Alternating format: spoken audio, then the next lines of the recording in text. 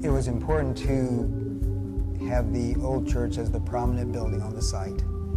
And so part of the design was to simplify what we built new. And so the new building tended to be a little more boxy and simple. When the first building opened, we had a small gathering space that connected to the old church, and it was just enough to be a staging area to go inside. And the remnants of it is still here.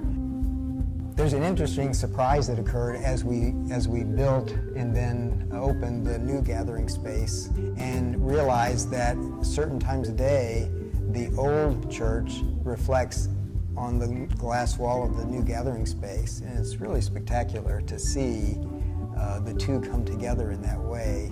So the transition of old to new and new to old works so well that way. On the exterior of the building, there is a cross that you have to, it actually kind of hovers above the new gathering space. That cross is an abstraction of the Methodist cross and flame. Above the entrance door, there was only one entrance door into the ministry center at the time, and above that there's actually still a skylight. And right above that was where that outside cross was until it got moved when this new addition came along. So you were walking under the cross, at the foot of the cross as you walked into the worship center.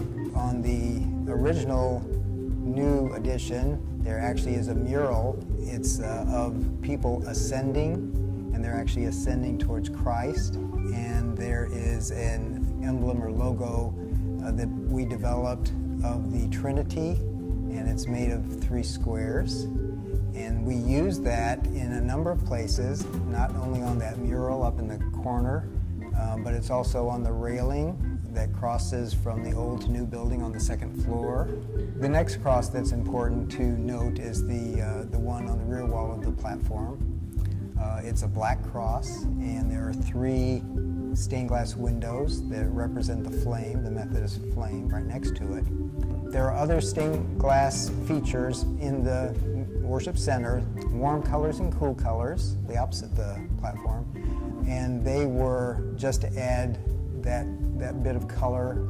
I've always loved the full-length windows at the edge of the church, where you can see the forest and just God's nature and what leads to the 3 springs, and yeah, it's still out there. It's not, we didn't take it away by building a new building. The two closets on each side of the platform are also kind of interesting. They are, of course, the place to store the chairs and tables, and I purposely cut the doors up off the floor about 6 inches in order not to let junk gather in that closet. Now, whether that has helped or not, I don't know, but that was the purpose.